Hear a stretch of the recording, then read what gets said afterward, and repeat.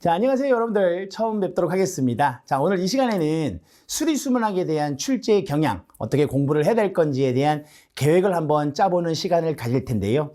그냥 뭐 책을 구매하셔서 그냥 여러분들 어떤 계획 없이, 어떤 목차나 그런 거 출제 경향이란 거 없이 그냥 공부해서 하셔버리면 아무래도 좀 불필요한 시간도 낭비될 수 있겠고, 저희는 이제 효율적으로 공부를 해야 되기 때문에 어떤 방법이 있을 건지에 대한 설명을 잠깐 드리고자 이 자리를 마련했습니다. 자, 하나씩 여러분들 알아보는 시간을 가질 텐데요. 저희가 배우는 이 세 번째 과목은 수리학 및 수문학, 다시 얘기해서 수리수문학이라고 해서 여러분들 세 번째 과목이라고 얘기를 합니다. 한번 정리를, 나열을 한번 해보도록 할게요, 여러분들. 나열하는 느낌은 일단 첫 번째는 여러분들 유체의 성질부터 시작을 하죠. 유체의 성질이 들어오고요. 두 번째 정리하시는 건 정수역학. 두 번째는 동수역학. 세 번째는 여러분들 오리피스하고 위어에 대한 얘기를 합니다. 그 다음 관수로, 그 다음 개수로 이렇게 정리를 하고 마지막 하나가 지하수까지 정리를 한다고 보시면 돼요. 그래서 이렇게 묶어서 저희는 수리학이라고 얘기를 하는 거고, 그 다음 여러분들 수문학에 보면 수문학에는 여러분들 뭐 강수에 대한 느낌, 또는 증발이나 증산에 대한 느낌, 또는 침투나 침루에 대한 느낌, 또는 유출에 대한 느낌으로 이렇게 구분을 합니다. 그래서 수리학 문제가 한 15문제가 출제가 되고요. 수문학 문제가 한 5문제 정도 출제가 될 텐데, 의외로 수리학에 비해 수문학 문제들이 여러분들 쉬운 편입니다. 그래서 이 수문학 문제의 5개에서 내가 5개 다 맞는 건 조금 불가능할 수 있을 것 같고, 여러분들 공부를 어느 정도만 해주면 3개에서 4개 맞는 건 아주 수월하게 정리할 수 있을 겁니다. 그러니 여기는 스트레스 받지 마시고요. 결국 스트레스는 여러분들 여기서 받으셔야 될 텐데, 이 수리학은 여러분들 생각을 잘 해보시면 보통 이 지하수 개념은 여러분들 토질역학하고 거의 흡사하다고 보시면 되고요.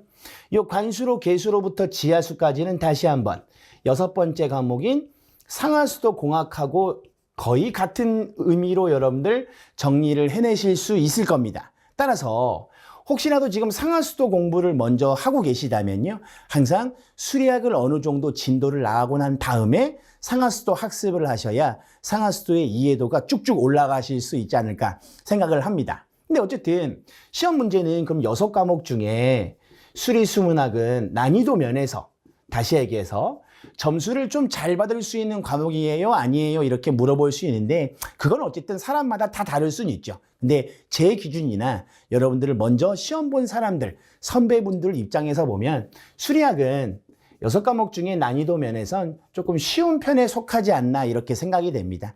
반대로 얘기해서 여러분들 이 토목기사를 합격하기 위한 효자 과목이 되기 위해선 이 수리수문학을 여러분들 점수를 고득점을 받을 수 있으셔야 될 것 같아요. 그래서 어떤 단원이 시험 문제가 조금 많이 나오고 어떤 단원은 시험 문제가 좀 적게 나오는 건지에 대한 출제 빈도를 지금부터 알아보도록 하겠습니다. 자, 유체 일반에는 유체의 일반적인 성질과 유체의 거동 또는 단위와 차원에 대한 문제를 물어볼 텐데, 시험 문제에서 보통 0.5문제 출제된다고 하지만 시험 문제에서 그래도 중요한 내용들은 지금 당장 시험엔 안 나오지만요, 정수역학, 동수역학, 관수로, 개수로에 사용하는 모든 이론에 대한 내용들이 시작이 여기서부터 시작이 되는 거기 때문에 첫 번째 내용은 분명히 중요할 겁니다. 자, 두 번째는 정수역학은 딱 2개로 나누죠. 하나는 전수학, 하나는 부력, 이렇게 2가지만 정리하시면 될 것 같고, 동수역학은 흐름을 얘기합니다. 우리가 얘기하시는 건 흐름의 방정식을 얘기할 수도 있고요, 아니면 흐름의 구분을 얘기할 수 있죠. 그 흐름에 따라서 우리가 뭐 정류, 부정류, 또는 상류, 사류, 또는 측류, 난류에 대한 얘기들을 하는 걸 레이놀드수, 프라우드수라고 하는 거고요. 흐름의 방정식엔 이렇게 3가지가 있습니다. 연속 방정식, 베르누이 방정식, 운동량 방정식 중에 이 베르누이 방정식을 이용해서 오리피스에 해당되는 이론들을 우리가 해석을 해내기 때문에 이 내용이 분명히 중요하게 정리가 되셔야 되고, 자, 오리피스하고 위어는 오리피스, 그 다음 위어, 그 다음 여러 가지 오차에 대한 내용으로 정리를 합니다. 특히 관수로 계수로가 시험 문제는 제일 많이 나갈 텐데 얘는 상하수도 공학하고 이론이 똑같습니다. 그러니 절대로 여기서 포기를 해버리면 과목 2개를 포기해버리는 거하고 같은 느낌이잖아요. 조금 힘드셔도 여기 나오는 공식들이 좀 많으셔도 그래도 여러분들 구분을 하려고 노력을 하셔야 됩니다. 자주 나오는 공식을 드립다 공식만 외우려고 하지 마시고요.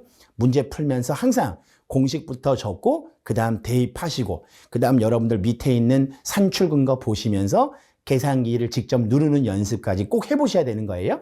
자, 그래 놓고 여러분들 지하수로 오면 지하수는 토질 역학에서 배우는 앞단원의 내용들이 좀 많이 나올 거니까 토질 공부가 어느 정도 되시면 지하수 공부하는 건 쉽게 여러분들 적용하실 수 있을 거라고 봅니다.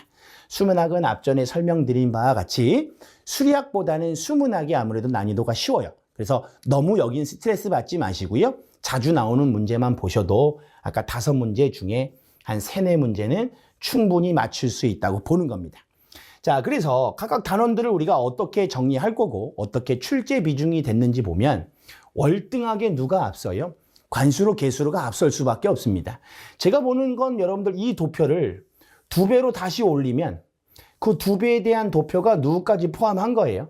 상하수도 공학까지 포함한다고 보실 수 있겠죠. 그만큼 중요한 단원이니까 여러분들 구분을 하시되 사용하는 공식이 여러 개 나올 수는 있습니다. 근데 자주 나오는 거니까 꼭 해보실 수 있으셔야 돼요.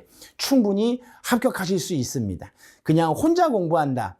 혼자 내가 목표를 세워서 한다. 물론 사람마다 공부 방법은 다 다를 수 있죠. 그런데 이 일을 몇십 년 동안 한 전문가분들이 여기는 좀 중요합니다. 여기는 그냥 살짝 넘어가셔도 될 것 같아요. 이렇게 얘기해 주는 것과 안 해주는 건 차원이 다른 거라고 생각합니다, 여러분들. 항상 여러분들 도움을 드리기 위한 이러한 내용이니까 잘 숙지해 주시고요.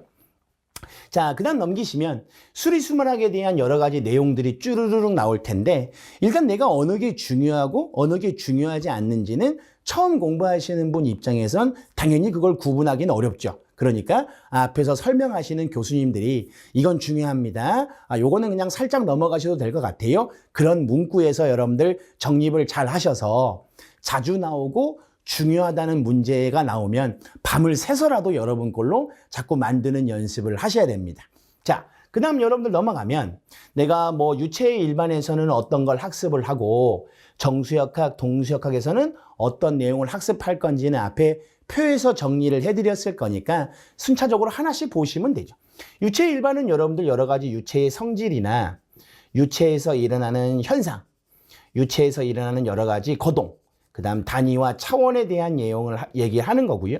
물론 수업 들어가면 해당 수업에서 다시 한 번씩 다 거론을 해드릴 거니까 이거에 대한 내용들을 설명 없이 넘어갔다고 해서 스트레스 받을 이유는 없습니다. 여기는 전수합하고 불역에 대한 내용을 할 거고요. 여기는 흐름의 종류하고 흐름의 방정식, 아까 제가 운동량 방정식까지 있다고 설명을 드렸죠. 그 다음 그 베르누이 방정식 갖고 오리피스를 해석하는 거니까 꼭 여러분들 정리가 되셔야 되고 5장, 6장이 우리한테는 가장 핵심입니다. 이게 상하수도하고 같이 여러분들 연관이 되는 과목이기 때문에 항상 상하수도 먼저 공부하지 마시고요. 수리학 진도를 어느 정도 뽑아놓은 다음에 상하수도 공부하시면 제가 보기엔 단원 하나, 2개 정도는 그냥 건너뛸 수 있지 않을까 생각을 합니다. 자, 지한수 부분은 여러분들 얘 때문에 그래요. 얘 때문에 토질 역학하고 거의 흡사한 내용이라고 보실 수는 있겠죠. 그 다음 나머지 문제는 수문학입니다. 20문항 중에 5문항 정도 여러분들 출제가 되는데 점 있고 따라와 주신다면 3개, 4개 정도는 스트레스 안 받으셔도 충분히 받을 수 있겠죠. 그럼 여러분들 이제 전략을 한번 세워보게요. 수리학은 15개, 수문학은 몇 개를 정리를 한다고 했죠. 5개죠. 5개 중에 내가 못 맞으면 3개, 많이 맞으면 4개 맞을 수 있다고 하니까 제 목표는 수리학을 15개 맞는 게 목표입니다. 그럼 여러분들 몇 개나 맞춰야죠? 12개나 13개 정도는 맞춰주셔야겠죠. 12개, 13개 맞추는 게 지금 당장은 여러분들 책을 피면 검은 건 글자고요. 하얀 건 종일 겁니다. 무슨 말인지 모르겠는데 모를수록 지금은 어색하니까 사이가 멀어진 거고 여러분들 자꾸 내가 그 책하고 친해지려고 노력을 하는 거죠.